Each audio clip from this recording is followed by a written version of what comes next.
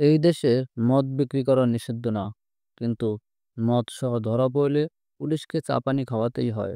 একটা ছেলে 17 বছর অপেক্ষা করবে 17 বছরের আগের ক্ষুধা মেটানোর জন্য। যেহেতু আমরা জীব, পাথর না। আমাদের ফিজিক্যাল চাহিদা আছে, তাই বলে 17 বছর অপেক্ষা করবে একটা ছেলে মেয়ে। আপনি কি বিলিভ করেন যে এরা কেউ অপেক্ষা করে?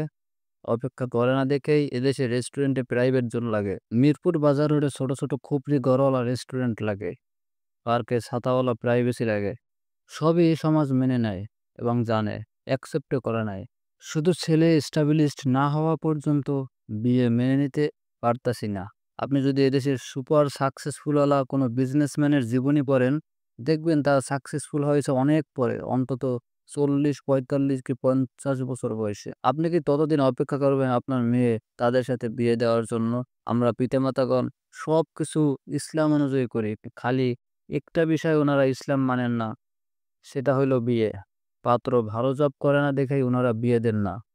সমাজ বলে আগে প্রতিষ্ঠিত হওয়ার পরে বিয়ে করো, অথচ ইসলাম বলেছে সাবালক হলেই বিয়ে দিয়ে দাও। আর আমাদের দেশ বলে বউকে কি খাওয়াবি, এটা হচ্ছে আমাদের দেশের বিয়ের সবচেয়ে বড় বাধা। বউকে কি খাওয়াবি? বউ কি হাতি নাকি ঘোড়া?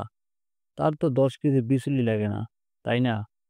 সাধারণত ছেলেরা সেক্সুয়ালি অ্যাডাল্ট হয় 15-17 এর মধ্যেই বা তার আগে, মেয়েরা 15 এর আগেই হয়। কুরআনই বলে আগে বিয়ে করো, গরিব হলে প্রতিষ্ঠিত করার দায়িত্ব আল্লাহ নিজের। সূরা নূর। বিসিএস দিয়ে 35 বছর বয়সে নিজের পায়ে দাঁড়িয়ে তারপর বিয়ে করতে হবে।